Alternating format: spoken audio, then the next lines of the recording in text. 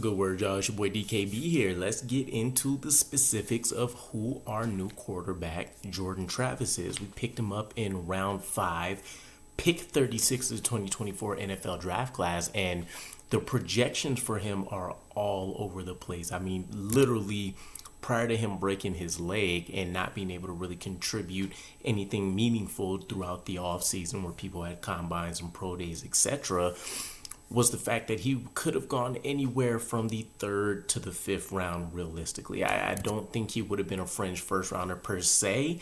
A lot of that probably would have been dependent on how he played during the playoffs, if he was able to attend. And speaking of which, we know that he was directly a reason for why Florida State didn't make it. They just felt like it was a completely different team without Jordan Travis leading that group. And whether that's fair or not, I think that does speak volumes to how plenty of people saw not just him from a draft stock perspective, but his prospects on him being a potential starting quarterback in the league. I personally think his floor should be a high ceiling, or I should say a high floor backup quarterback, but if you can tap into a little bit more with him, I definitely think there's a place where he may never be a consistent top 10 quarterback, but I think he can hang just outside the realm of that, definitely in the top half of the league as a starter. So you're getting a 6'1", 200-pound quarterback, 24 years old. So the only thing about that, and it's not that big of an issue with us picking him up on day 3, but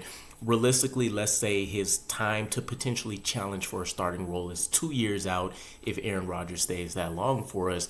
He'll be 26 years old already, not a major factor, but you're not going to have the 5th-year option.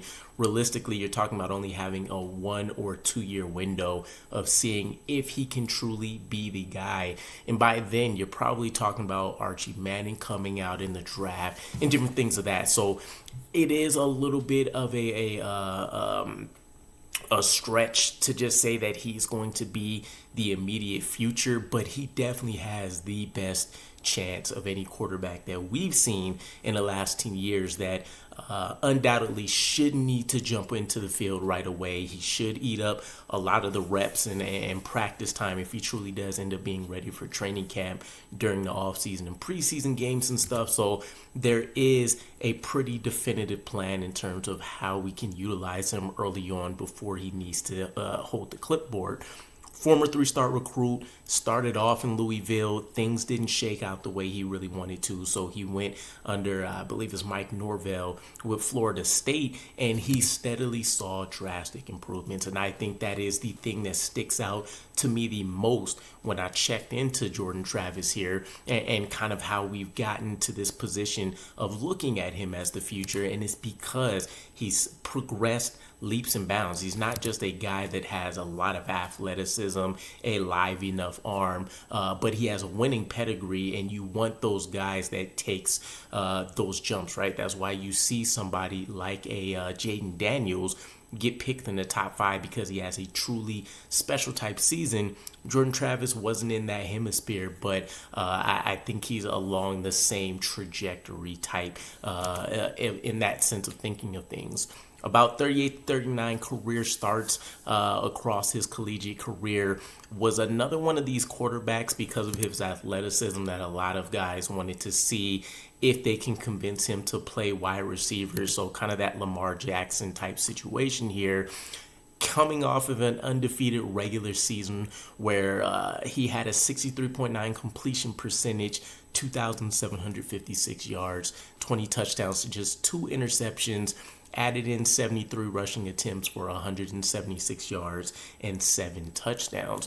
One of the things that I love, speaking of winning pedigrees, is just that. I like a guy that has known how to win, and I think the manner in which you win definitely matters, right? I don't want a quarterback that's just squeaking out those Zach Wilson type games where we had an elite, stellar defensive effort and he did just enough to not screw us, different things like that. Jordan Travis was, generally speaking, the main reasons a lot of these times that the Florida State team was winning, on top of them having a solid defense and a good running game and stuff like that. But he wasn't hidden in any fashion, and so seeing him have a 21-3 9-3 record over his last 2 years is definitely something I look forward to.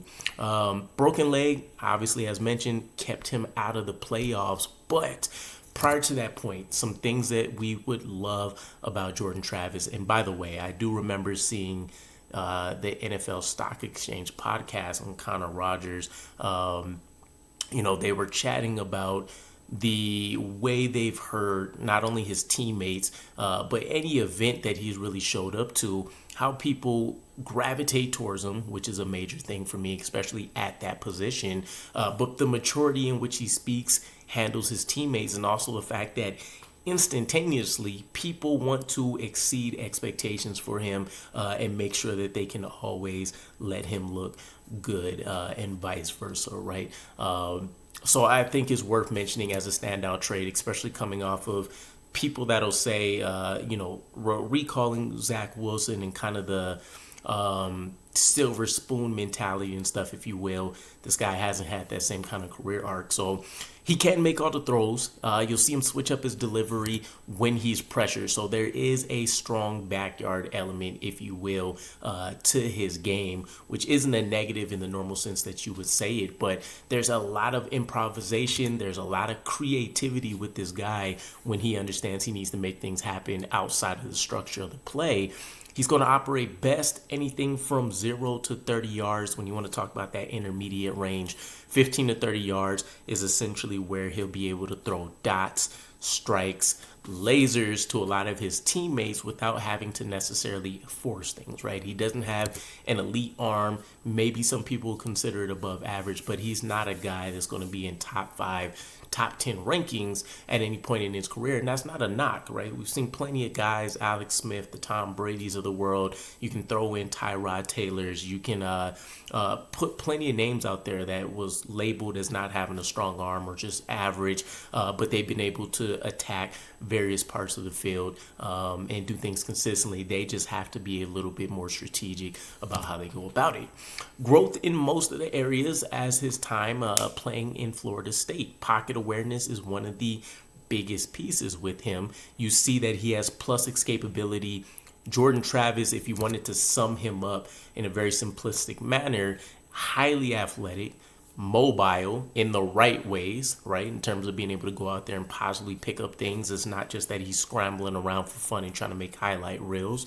And that he's basically a winner. Highly athletic, strategic, winning quarterback, right? I think those are things that many of us would love to see happen in the NFL as well. He scrambles to throw, as mentioned. He's not just a guy that's going out there looking to make Superman type plays on every given down, but he wants to go out there and still give the guys the ball, which is the point of playing quarterback, but he will do damage with his legs when called upon. A very dangerous runner.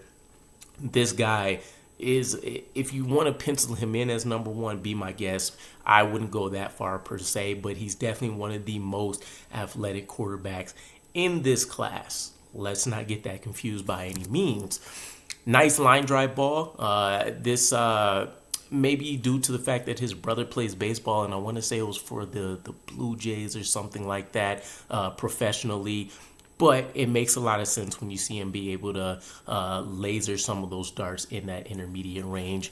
He's going to be most effective in a quick game passing attack at this point, again, just because his arm isn't going to unlock the deepest parts of the field on a consistent basis where, you always have to play a too high safety shell look or anything. But this isn't anything that's going to overly limit his game. Seems like he's generally a solid decision maker, takes calculated risk per PFF, and I do like some of their metrics that they go by. He was in the 84th percentile, which is a good thing. The closer to 100 you are, the better when it comes to operating out of a clean pocket. So he was one of the best quarterbacks in this draft class this year that can go out there and make things happen as expected, right? He's going to operate best out of a lot of RPO and play action, which was a heavy emphasis in that Seminoles offense. And then there's going to be some drawbacks here, right? There's a reason why his floor may be a high-level backup quarterback. A lot of that's going to be due to he hasn't consistently set up his offense pre-snap. So one of the things I'm most looking forward to is seeing him get paired up specifically with Aaron Rodgers, but Tyrod Taylor will help out with this as well, is he'll be able to understand how he can manipulate a defense before he even hikes the ball. This is that higher echelon level of quarterbacking in the NFL, which only very few people are able to obtain. But even if you can grasp some intermediate concepts of this, you can really change the complexity of an entire offense, even if it's run in a very simplistic manner. So if he can get a good grasp of that, holding this clipbook for a year or two and really understanding how Aaron Rodgers can get things done, how he's identifying the defense and how he's going to toy with them, this is going to change everything for him. And I would say that pushes him a lot closer to getting the keys to this offense. He's not an effortless passer, so as I mentioned, some of this is mechanics, some of this is just natural physical drawbacks due to his build. But you can see him when he needs to press to try to get the ball downfield, or he wants to try to squeeze a ball into certain windows that may be beyond 25 yards. It's not effortless. It's not a flick of the wrist. He's definitely, not out there straining per se, to where he may only get one or two of those off per game. But it is something that, again, he's going to have to be calculated in when he does want to take those deep shots, especially if it isn't a broken play or just a clear, obvious open receiver. A little bit slower in his progressions, I feel like, especially when you want to talk about him targeting some of those deeper routes. Touch throws is going to end up needing some development for him. I've seen a lot of people question his mechanics. Now, when we're talking upper body specifically, I've seen it be referred to as kind of T-Rex-ish in nature. I don't really have a problem with what I've seen out of his throwing motion. If anything, I would defer to the lower half. When you take a look at his footworks and kind of how he looks to set his feet, getting his hips in alignment, he can improve that a little bit, and I think that'll help consistently keep his ball placement where it should be and then up his accuracy just a little bit, which, by the way, for once, we're getting a guy that doesn't have clear accuracy issues in and of itself, which is a huge plus. Rarely recognizes route breaks, though. So this is the part that he's really going to have to hone in on. You can see it in things like hitches, curls, slant routes. He likes to see that a guy is clearly open instead of being able to throw him open. A lot of guys these days in quarterback have that same issue, though, so it is what it is. But it's one of those more nuanced things we're going to want to be able to see him improve on. Play breakdown, again, he's going to be a little bit creative, sometimes a little over creative, but wholesale and large, I think he does fairly well in that category. And one of the last things, he's improved this over his career as well, but the ball security is going to need to be at a premium for him, especially because he has a bit of a smaller build for a quarterback. So he's not fumbling. He's not really throwing a ton of interceptions like we've seen early on in his career when you want to talk, 2019, 2020, 2021. But in the last 2 years, he's really turned that around. So if he stays on the same path, he should be just fine. In terms of pro comps, Trace McSorley is one of the names that I've seen out there. Some other people have chatted like Matt Flynn.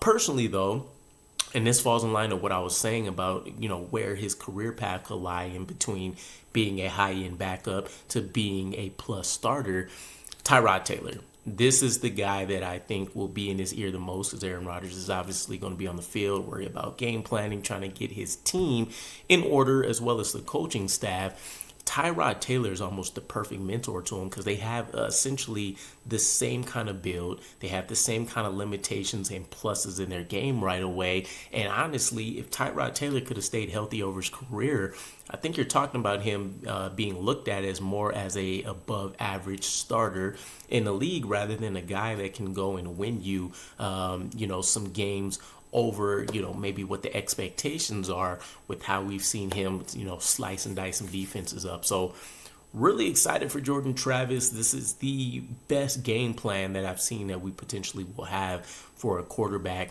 Low expectations, but has all of the traits and things that you're looking for to be able to go out there and hopefully hold down this position, right? That would be the ideal piece. We know it's a what have you done for me lately league, though, so we'll have to pay specific attention to what's happening when we're getting these, press conferences, OTA, training camp, breakdowns, anything we can get in season from like flight school and stuff. If he's not put on IR. But nonetheless, let me know what you guys think. Where do you fall on the realm of Jordan Travis being a future starter for us or just a long-term potential backup? I'll catch you guys again. Peace.